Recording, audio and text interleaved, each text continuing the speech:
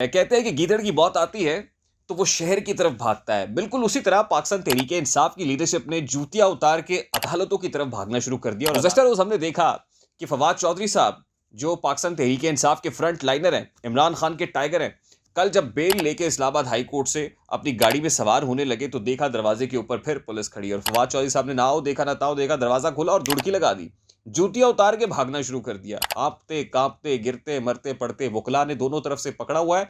चौधरी साहब की हालत गैर है, पानी पे आओ। चौधरी साहब जब बाहर निकलते तो उस वक्त निकलते जब उनको यकीन हो जाता है कि उनकी अहलिया ने काम शाम कर लिया है, 2 दिन की उनको मजीद जो है प्रोटेक्टिव बेल मिल गई। और बाहर निकल के कहते हैं आओ जिसने गिरफ्तार करना है। भाई मतलब फिटे मुंह डॉक्टर शीरी मजारी साहिबा। डॉक्टर शीरी मजारी साहिबा जब आज निकली ना बेल लेके, जमानत कराई है, तो वो विक्ट्री का निशान बना के निकल रही है। वो कह रही माँ जी तुसी विक्ट्री का निशान जनास्ते बना रहे हो, वो आपके साथ नहीं खड़े हुए, वो बैठे हुए जबान पाक में बुशरा बेगम के साथ। अदालत तैयार बैठी होती है कि खान साहब आज बेगम के साथ मुर्शद के साथ आए हैं तो पाग लगे रहे, आवे आवे जावे जावे लगा रहे, आते जाते रहे, हम भी जो है ना फूल पत्तियां निछावर करते रहे। अस्सलाम वालेकुम मेरे सादा से पाकिस्तानियों, मेरा नाम रेहान तारिक है और आप मेरा यूट्यूब चैनल और फेसबुक पेज देख रहे हैं। कहते हैं कि गीदड़ की मौत आती है तो वो शहर की तरफ भागता है। बिल्कुल उसी तरह पाकिस्तान तहरीके इंसाफ की लीडरशिप ने जूतियां उतार के अदालतों की तरफ भागना शुरू कर दिया। और अदालतों में जाके स्टेटमेंट्स दिए जा रहे हैं कि जो कुछ हुआ ये काबिल मुजम्मत है, उनको करार वाकई सजा मिलनी चाहिए। और हम अपने आप को पार्टी लीडरशिप या चेयरमैन के स्टांस से बिल्कुल अलहदा करते हैं, हमारा उससे कोई ताल्लुक नहीं है। ना सिर्फ ये बल्कि लोगों ने इस्तीफे देना शुरू कर दिया। यानी पतझड़ का मौसम है, जून की गर्मी आने वाली है और उससे पहले ही पतझड़ शुरू हो गई है, खजा तारी हो गई है। गुज़श्ता रोज हमने देखा कि फवाद चौधरी साहब जो पाकिस्तान तहरीके इंसाफ के फ्रंट लाइनर हैं, इमरान खान के टाइगर हैं, कल जब बेल लेके इस्लामाबाद हाई कोर्ट से अपनी गाड़ी में सवार होने लगे तो देखा दरवाजे के ऊपर फिर पुलिस खड़ी। और फवाद चौधरी साहब ने ना हो देखा ना ताओ देखा, दरवाजा खोला और दुड़की लगा दी, जूतियां उतार के भागना शुरू कर दिया। आपते कांपते गिरते मरते पड़ते वकला ने दोनों तरफ से पकड़ा हुआ है। और फिर आवाजें आ रही है कि चौधरी साहब की हालत गैर हो गई है, चौधरी साहब की हालत गैर है, पानी पे आओ। तो चौधरी साहब के पास जनाब पानी पहुंचता है और वो बिल्कुल जिस अंदाज में देखे जा रहे हैं, तो मुझे तो वही ज़हन में आ रहा था कि कैसे टक्कर के लोग हैं ये, कैसे टक्कर के लोग हैं कि पुलिस की वर्दी देखते ही भागना शुरू कर देते हैं, दौड़े लगा रहे। ये तो लोगों को कहते थे कि तुम जूतियां उतार के भागोगे, तुम्हें भागने की जगह नहीं मिलेगी, नहर में कूदोगे, इस तरह के स्टेटमेंट्स आप देते थे। खुदा का वास्ता है, अब बयान देते हुए कम से कम सोच लीजिएगा कि कल को अगर आपके साथ ये हुआ ना तो फिर दौड़ने की जगह कोई नहीं मिलेगी। और कल फवाद चौधरी के साथ जो कुछ हुआ है उसके बाद तो तौबा तौबा तौबा तौबा। मैं ये सोच रहा हूं कि ये लोग हैं, ये हैं जो कहते हैं कि इमरान खान हमारी रेड लाइन। वैसे खान ठीक है, जमानतें जमूनतें लेके बैठा हुआ है, बाकी सारे लोगों की दौड़ें लगी हुई हैं। तो फवाद चौधरी साहब जनाब कोर्ट से निकले, रात गए, उनकी अहलिया आती हैं और अहलिया कहती हैं आओ चौधरी साहब घर चलिए।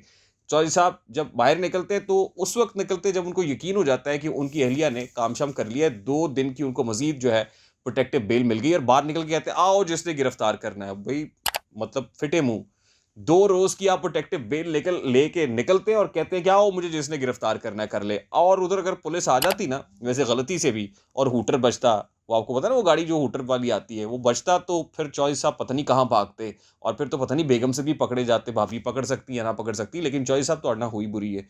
यानी जिस तरह के स्टेटमेंट्स आप देते हैं और जिस तरह का आपका कंडक्ट है, तौबा तौबा तौबा तौबा। चौधरी साहब को ये जो खास तौर पे उनकी दौड़ है ना, ये यूसैन बोल्ट की तरह जो वो भाग रहे हैं, मेरा ख्याल है कि वो बड़े अरसे तक इनको हॉन्ट करती रहेगी, इनका पीछा करती रहेगी। अच्छा, अब वो जब रात को मीडिया टॉक करने के लिए आए ना, तो सादगी उन पे खत्म है कि वो फरमाते हैं फर्श मखमल में मेरे पांव छिले जाते हैं। आके फरमाते हैं कि जी जो कुछ हुआ मैं बतौर पार्टी तर्जुमान उसको कंडेम करता हूं और जो जो उसके अंदर मुलव्विस था उन सबको सजा मिलनी चाहिए। ये चौधरी साहब फरमा रहे हैं। यानी दूसरे लफ्जों में आप ये कह लीजिए कि वो पार्टी चेयरमैन के स्टांस से बिल्कुल 180 डिग्री के ऊपर खड़े हुए हैं।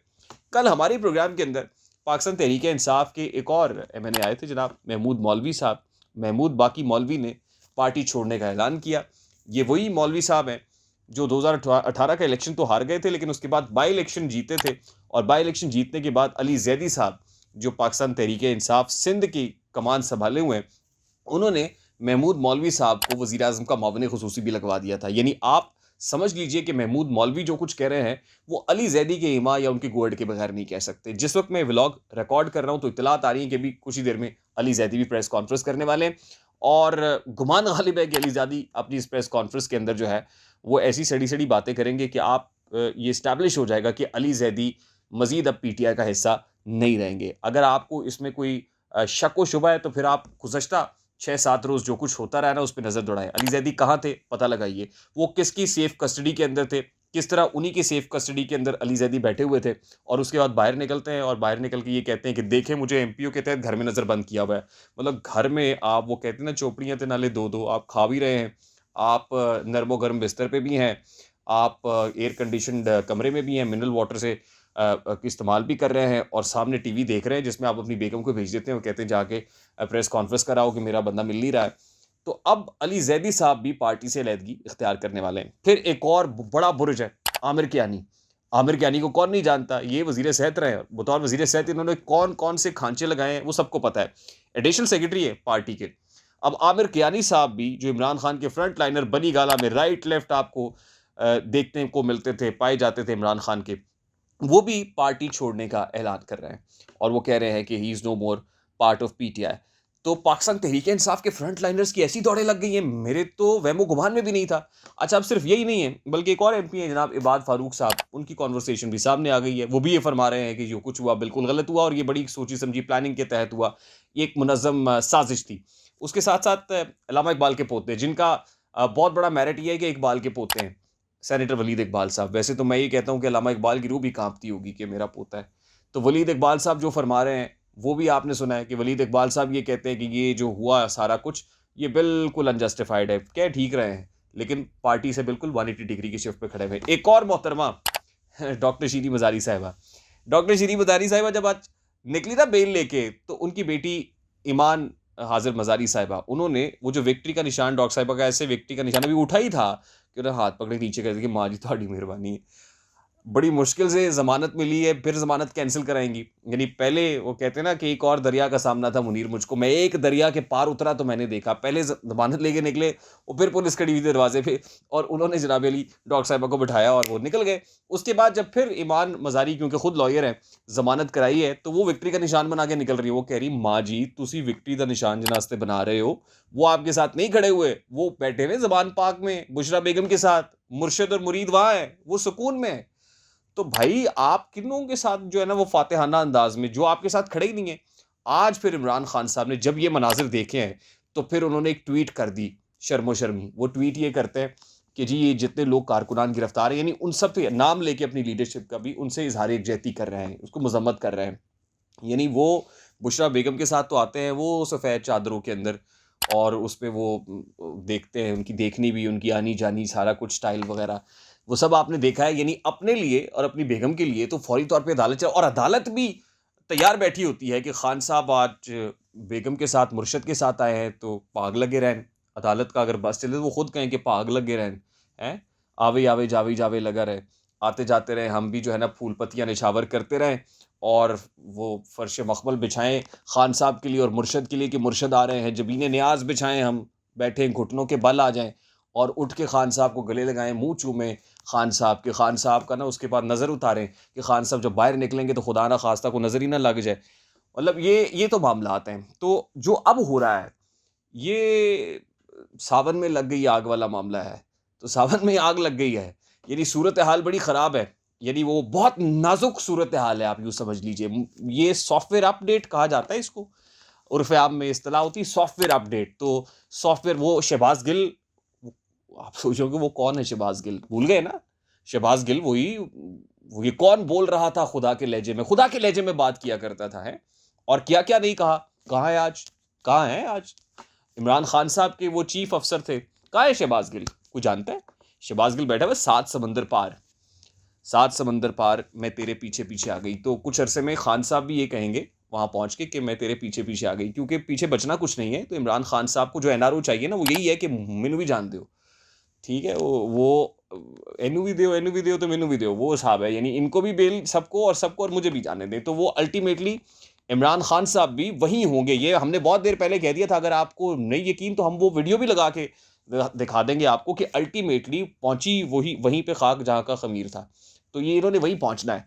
लेकिन शहबाज़ गिल मुझे इसलिए याद आ गए कि ये भी जो है ना अदालत से बाहर मंजी पीढ़ी ठोकने की बात करते थे। ये शहबाज़ गिल नामी जो आदमी था, और इतनी गलीज़ गुफ्तगू, इतनी गलीज़ गुफ्तगू, इनके मुँह से ऐसी गुफ्तगू निकलती थी कि जिससे आपको अंदाज़ा होता है। तो आज वो कहाँ हैं? कहाँ हैं वो सारे लोग? तो वो मुझे एक डायलॉग याद आ रहा है ना कि नाना पाटेकर एक मूवी में कहते हैं कि आ गए ना मेरी मौत का तमाशा देखने।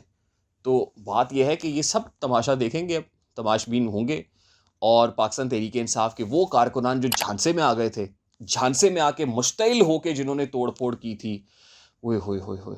इनके साथ जो कुछ होगा, मतलब आप ये देखिए कि इश्तिहार आज भी मैं अखबार पे देख रहा था छपा हुआ है कि प्राइज़ मनी भी मिलेगी आपको, आप नॉमिनेट करें और लोग चुन-चुन के बता रहे हैं कि एबीसी, एबीसी, एबीसी क्योंकि जितनी भूख और नंग रक्स कर रही है ना इस वक़्त, लोग कह रहे हैं कुछ तो आए। तो सब पकड़े जाएँगे, ये सब पकड़े जाएँगे और जो आज निगरान वज़ीर इत्तलात आमिर मीर ने प्रेस कॉन्फ्रेंस की है, वज़ीर दाखिला राना सनाउल्लाह की प्रेस कॉन्फ्रेंस है, वो कह रहे हैं कि छोड़ेंगे नहीं, मारेंगे चुन-चुन के। यानी कितने बजे कौन ज़मान पार्क में था, ज़मान पार्क से लिबर्टी चौक कितने बजे पहुँचे आप, उसके बाद आप मॉल रोड वाला जो ब्रिज है, अपर मॉल वाला, उसको क्रॉस कब किया, नाका क्रॉस करके आप कब पहुँचे, कोर कमांडर हाउस के बाहर आपने नारेबाज़ी कब की, फिर कोर कमांडर हाउस को जलाया कब और कब तक वो जिन्ना हाउस जलता रहा। तो ये सब कुछ तो मार्क कर लिया गया है टाइम स्टैम्प के साथ। इसका मतलब ये है कि आने वाले दिन कोई अच्छे नहीं हैं, हटो-बचो हो गई है। और इमरान खान साहब अगर अकेले रह जाएँगे तो अकेले रहना बहुत मुश्किल है। घर का किचन भी नहीं चलेगा, एटीएम्स भी तबाह हो जाएँगी और पार्टी चलना तो फिर बहुत वो कहते हैं ना ये पार्टी नहीं चलेगी, तो ये पार्टी बिल्कुल चलती हुई नज़र नहीं आ रही है। हालात बिल्कुल ऐसे ही लग रहे हैं जैसे खान साहब को जब हुकूमत में लाया गया था 2018 में, तो 2018 से पहले एक जहाज़ उड़ा करता था, आपको याद होगा।